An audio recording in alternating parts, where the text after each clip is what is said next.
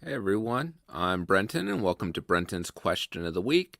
Questions that collectors think about but don't always ask. So last week's question, what are some of your favorite comic stories or movies? And here are some of the responses from the community. Mojo Potato said, for comics, I like the Phoenix Saga and X-Men, Avengers vs. X-Men, and Civil War. For movies, I like Nolan's Dark Knight trilogy, the first Iron Man, and Infinity War. You gotta love a movie where a villain wins now and then. Vane21 said, favorite comic story would be The Long Halloween. It was a true detective story that kept me binge reading until the end. Vibranium Jim said, for comics, I love Bendis' run on Daredevil and Punisher, as well as Frank Miller's DD. David Finch and Jeff Lemire's Moon Knight are one of my favorites. I also like Matt Fraction's run on Hawkeye. For movies, director's cut of DD, Winter Soldier, the first two Iron Man films, and the first two Tobey Spider-Man films. There's quite a bit that I love, but that list would be pretty long. So thank you all for the great responses. And now this week I've been thinking about, in the current financial climate, should we even be buying collectibles?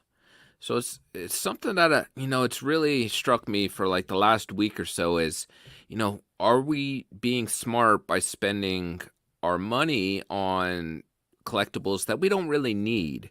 And the way just things are going, financially for the country itself, is should we be concerned and maybe pull back even more and just focus more on just saving for now?